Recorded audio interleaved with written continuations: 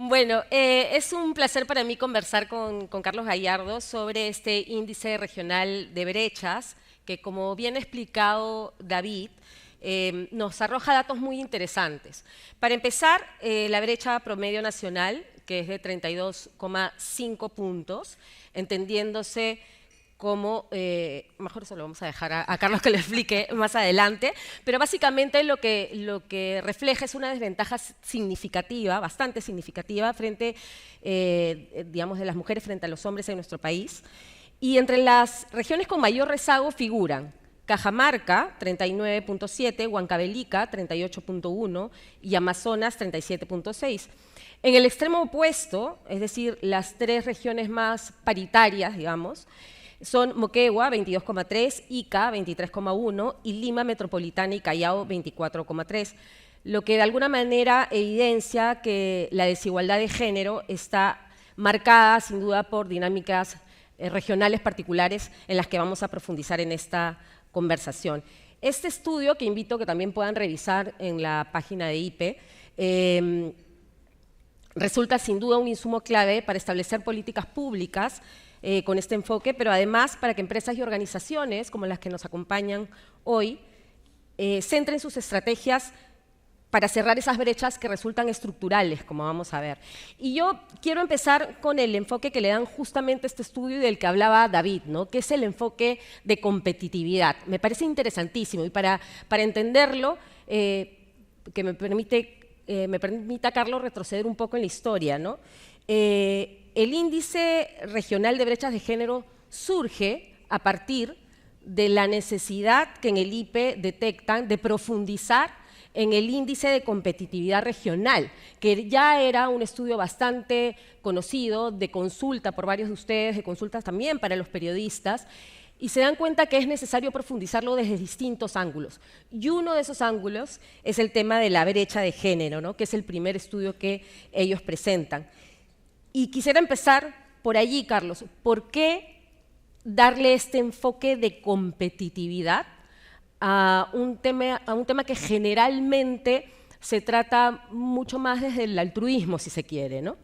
Sí, a ver, creo que, como decías, el IPE ya venía 13 años consecutivos sacando el INCORE, el Índice de Competitividad Regional, y siempre hay en algunos aristas, algunos temas, ¿no es cierto?, en los cuales creíamos que era necesario hacer un análisis más profundo, ¿no? El INCORE ya incorporaba, digamos, siempre o los últimos años, una o dos variables que buscaban también incorporar los temas de brecha de género, digamos, como parte de las determinantes de la competitividad regional, pero pasamos, ¿no es cierto?, a hacer ese análisis más profundo, incorporamos 25 variables para cada región, ¿no es cierto?, como determinantes, divididas en 6 pilares como determinantes de la competitividad regional vinculadas, ¿no?, a brecha de género. ¿Por qué es importante? Porque si no siempre nos vamos quedando, por varias razones, vamos por la primera.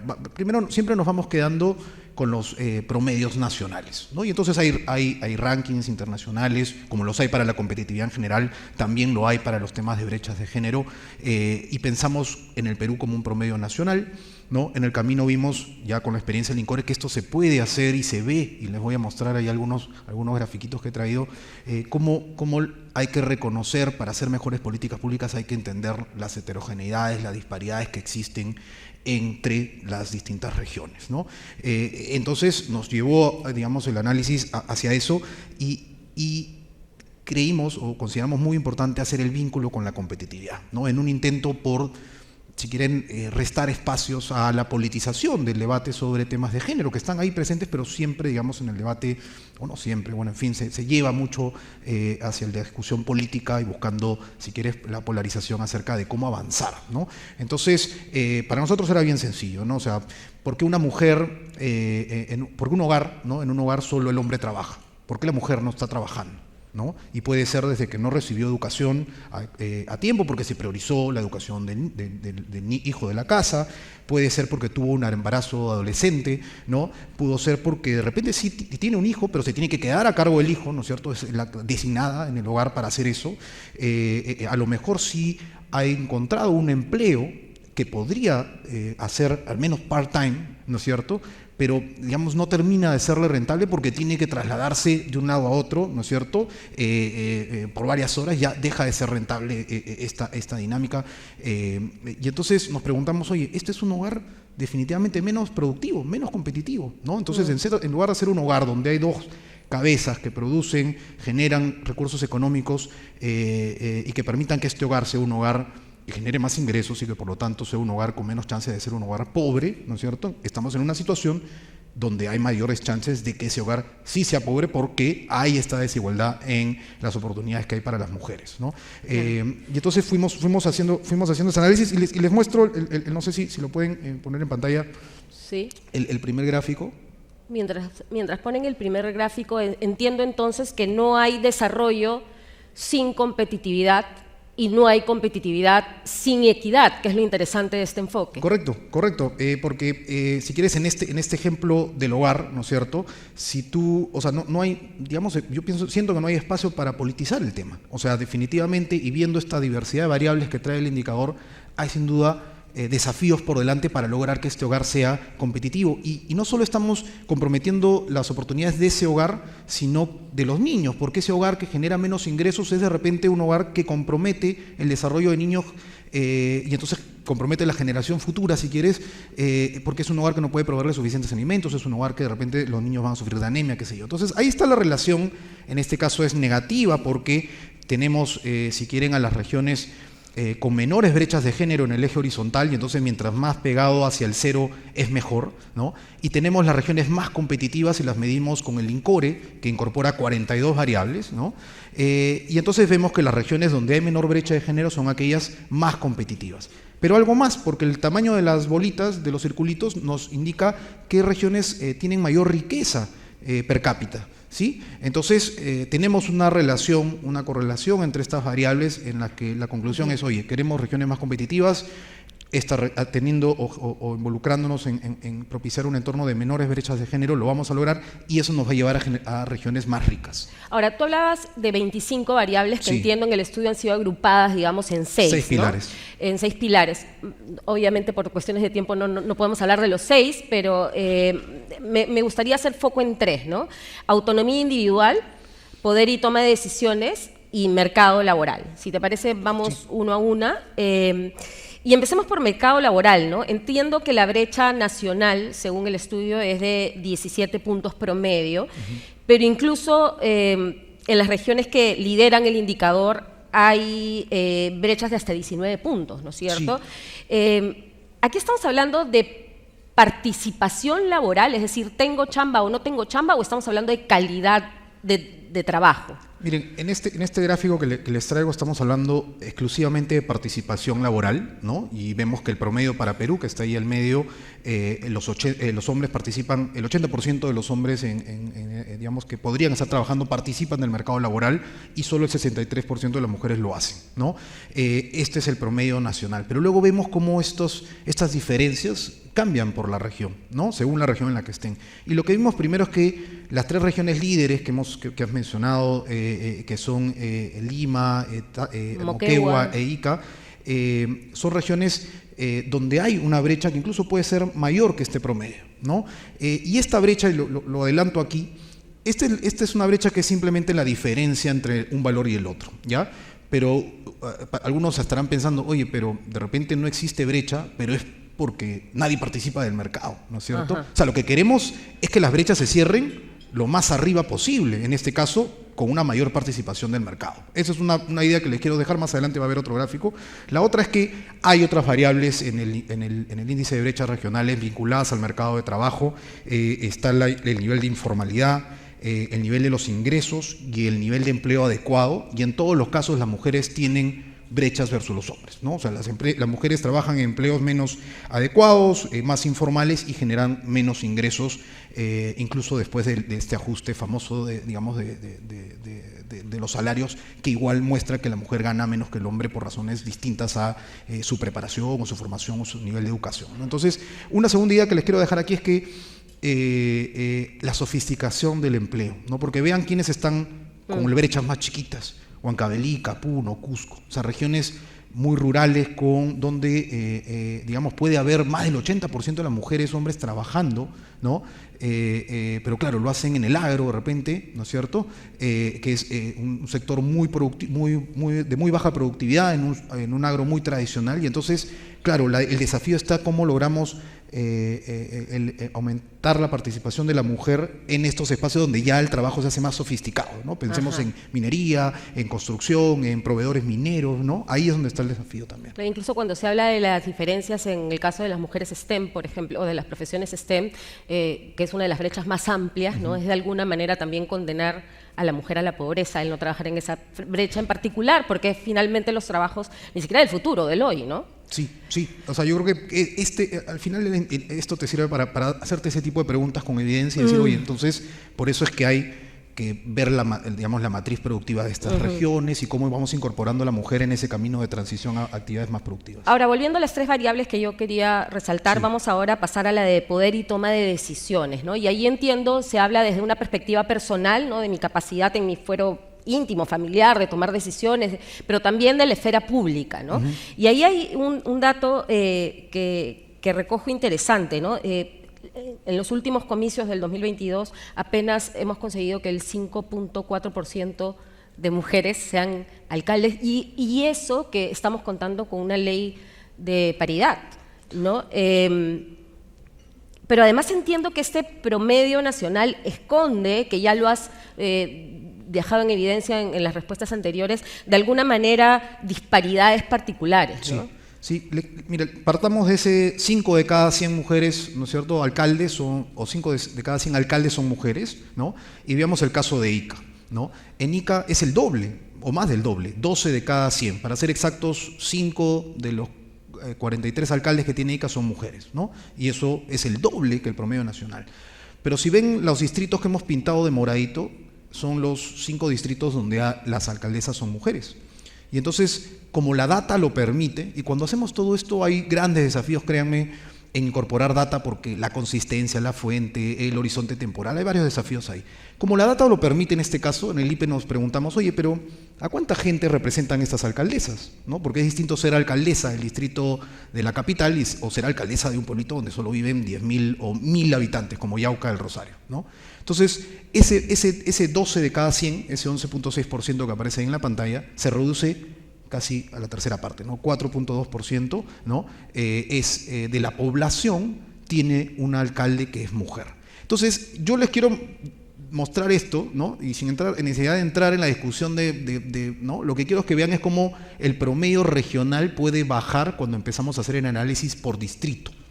Y si tuviéramos la data, ¿no? Lo podríamos hacer para anemia, por ejemplo, para desnutrición crónica, para participación de los trabajadores, de las mujeres en el empleo, para la informalidad y para todas las otras 25 variables que están en el indicador. La idea que les quiero dejar es que, así como el promedio nacional esconde las disparidades regionales, el promedio regional esconde las disparidades distritales. Y entonces hay mucho por hacer, ¿no? en este análisis de cómo ir generándole más oportunidades a las mujeres. Y la tercera variable para profundizar es la variable de autonomía. Y aquí quiero detenerme en un tema que no es menor en nuestro país, que es el tema de la natalidad en los adolescentes, en las mujeres adolescentes.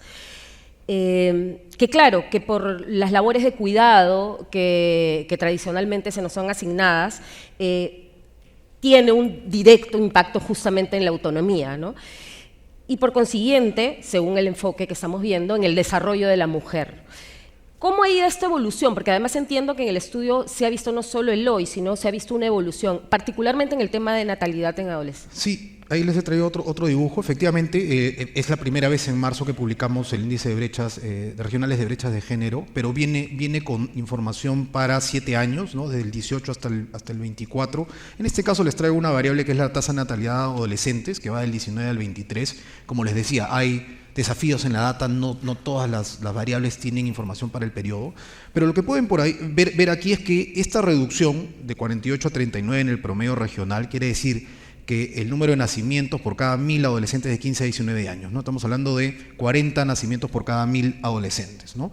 En regiones, o contrasta, ¿no? Esta mejora con la situación en estas 3 regiones de la Amazonía, que son Amazonas, Loreto y Ucayali, ¿no? Donde el promedio puede ser casi 3 veces mayor, el resultado regional puede ser casi 3 veces el promedio nacional, ¿no? Entonces, aquí no solo cabe preguntarnos qué está ocurriendo en la Amazonía con la data del último año disponible, en realidad hay que ver qué está ocurriendo en la Amazonía en un horizonte temporal el más largo posible, ¿no? Porque no vemos una reducción consistente, ¿no? Podríamos estar discutiendo que de repente la reducción es muy poca, ¿no? Es muy escasa. Estamos viendo unas fluctuaciones, ¿no? Influenciadas por la pandemia probablemente y que las niñas o los adolescentes se quedaron en la casa, ¿no? Habría que hacer ese análisis y por eso la data es importante y la historia que cada región puede desarrollar para poder identificar cuáles son las acciones más efectivas para resolver esto, están ahí. Claro, y por eso lo valioso de esta data, porque te permite tener esa visión particular, pero que a la vez, para poder llevar adelante, digamos, el cierre de esta brecha, tiene que ser particular, pero a la vez integrada a nivel nacional, como vamos a ver más adelante.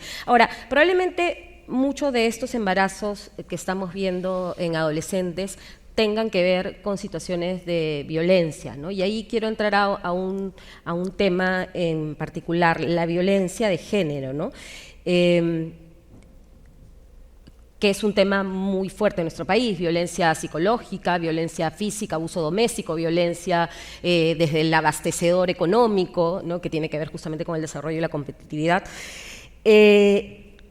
Y quisiera centrarte en una reflexión que es muy usada justamente en el mundo corporativo y entre los decisores, que es, por favor, no perdamos de vista lo importante por centrarnos en lo urgente. Pero en este tema particular, lo urgente significa la diferencia entre la vida y la muerte, ¿no? Lo urgente es también lo importante y está concatenado con lo importante, que es la educación, porque finalmente digamos, la violencia empieza probablemente desde la concepción de estereotipos, ¿no? Culturales que arrastramos pues, de años atrás. Entonces, esa es la pregunta difícil: ¿por dónde empezar? ¿Por lo urgente o lo importante? Sí, yo siempre digo, porque el IPE tiene 3 indicadores ya, hay más de 100 variables colgadas en la web del INCORE, y digo, oye, uno de repente dice, oye, ¿cómo resuelvo esto si hay no tanto que hacer? Y digo, y por cada tipo de índice digo, oye, hay que identificar lo importante y urgente, ¿no? En este caso yo creo que no debe dejar de indignarnos y hay que exigir un cambio dramático en la situación de violencia en los hogares. Esta es la cifra de violencia contra la mujer. Estamos incluyendo no solo la física o la sexual, sino también la psicológica o verbal, ¿no? Y esto es en el grupo de mujeres de 15 a 49 años y es 1 de cada 2 mujeres sufre este tipo de violencia, ¿no? Y entonces para mí esto es como lo que hay que ajustar, ¿no? Y cuando uno empieza a ver soluciones, ¿no? Y dice, oye, pero estos centros de atención para la mujer de emergencia, como los centros de flagrancia, o los mecanismos del programa Aurora para las llamadas telefónicas, o sea, yo creo que ese es como, ¿no? el posterior, ese es cuando ya está, si quieres, muy avanzado el problema. Ahí es donde sigo pensando que como todos los problemas que tenemos en el país son multidimensionales, son complejos, porque hay que pensar en la educación, en la formación que se está recibiendo en los hogares, ¿no es cierto? Hay que pensar también en cómo empoderas económicamente a las mujeres, y ahí vamos de nuevo de regreso al mercado laboral, ¿no es cierto? Y a esta educación para las mujeres necesaria para poder enfrentar un mercado laboral más sofisticado, ¿no? Y que se puedan terminar incluyendo de manera efectiva en estos mercados, porque ese empoderamiento hace que se reduzcan las chances de que esta violencia siga boyante, ¿no? Ahora, mi sensación al revisar este estudio es que no deja de reflejar un problema estructural, no solo en los temas de género, sino un problema estructural en una descentralización que no ha funcionado, ¿no? En una descentralización que está desarticulada, ¿no? Que está fragmentada, ¿no? en regiones, en políticas fragmentadas y desarticuladas, ¿no? Si hablamos entonces desde el enfoque de políticas públicas, ¿a quién le toca obrar primero? ¿Al regional, al central? ¿Cómo articular esto si está finalmente atado a un proceso fracasado? Y esa es mi opinión, ¿no? Del tema de la descentralización. No, pero para mí la descentralización se encuentra lejos de cumplir los objetivos por lo cual se inició hace más de 20 años ya, ¿no? Y para eso, digamos, otro objetivo de andar sacando indicadores regionales, como lo estamos haciendo en el IPE, es poder no dejar de discutir qué más hacemos con esta descentralización, ¿no? Porque creo que formar 2.000 equipos técnicos, ¿no es cierto?, uno por cada nivel de gobierno que sea capaz de resolver o ir avanzando en estos problemas es un desafío bastante titánico, ¿no? Entonces acá les traigo 3 variables, ¿no? Acceso al crédito, empleo adecuado y rendimiento escolar en lectura en segundo de primaria, y lo que ven es la brecha. Cuando vayan a la web del INCORE, lo que van a encontrar es que la brecha la medimos no como esta diferencia que veían en el gráfico laboral, que decíamos 19 puntos, 17 puntos, porque esa es como la resta.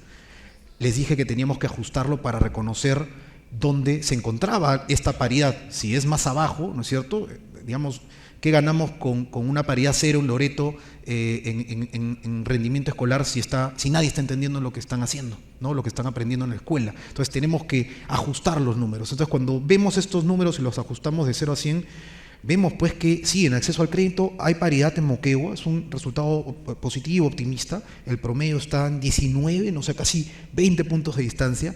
Pero vean Huancavelica, ¿no? O sea, el nivel de acceso al crédito de los hombres versus las mujeres muestra una brecha gigante en Huancavelica, ¿no? Mientras esté más cercano a 100 quiere decir que hay mayor desigualdad. Lo mismo para empleo adecuado, ¿no? Es un Perú tan diverso que en Ica esta brecha, ¿no?, impulsada por un agro, valga decir, ¿no es cierto?, productivo y que permite que hombres y mujeres participen más activamente en el mercado en una actividad productiva, ¿no? La brecha es casi la mitad de lo que es el promedio nacional, ¿no? Y por encima nuevamente Huancavelica.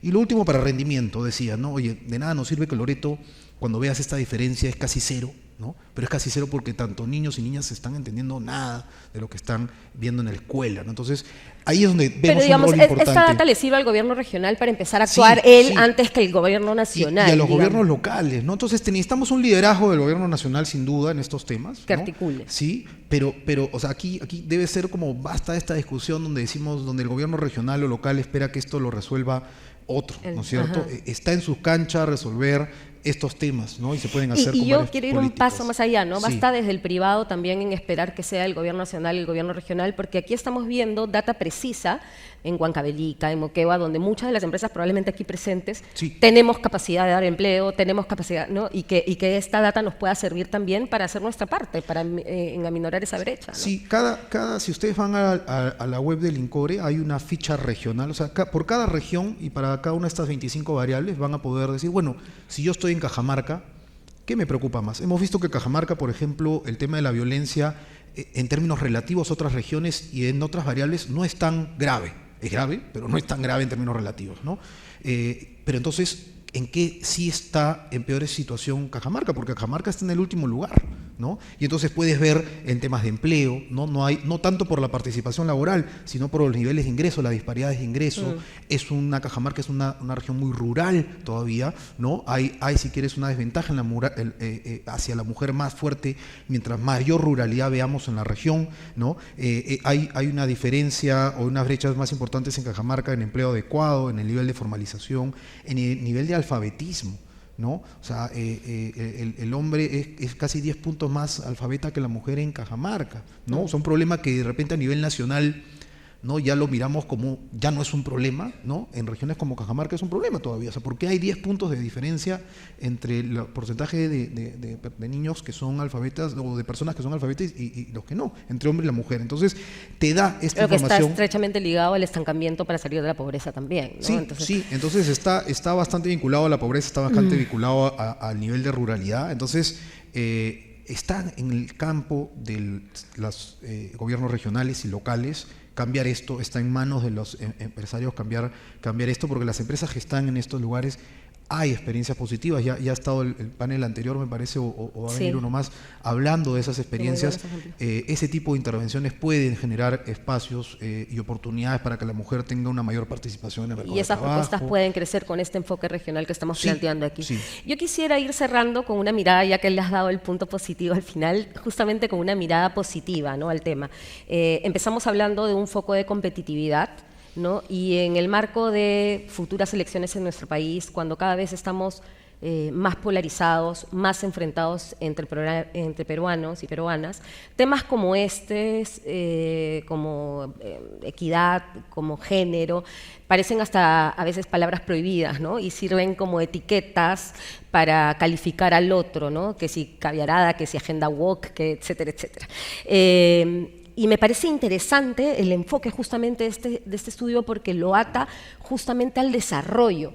Y creo que no puede haber autoridad, creo que no puede haber ni regional ni nacional que le dé la espalda al desarrollo. Y creo que este estudio evidencia que está estrechamente ligado a eso. Y yo sé que el IPE ha estado haciendo una especie de giras, digamos, al interior del país para compartir justamente estos hallazgos y quería, espero por eso cerrar con una visión positiva, que nos cuentes cómo ha sido recibido por las autoridades regionales y por los empresarios regionales cuando hablas de este tema. O sea, creo que persisten estos desafíos en regiones. Yo te diría que hay una visión bastante conservadora para una serie de temas en el rol que le corresponde a la mujer, porque así, digamos, se habla de ese tema en esa región. O sea, sin duda hay un desafío por delante. Yo creo que el mensaje optimista que les quiero dejar para cerrar así optimistamente es que cuando ves los resultados entre el 2018 y el 2024 en cuanto al avance de las regiones,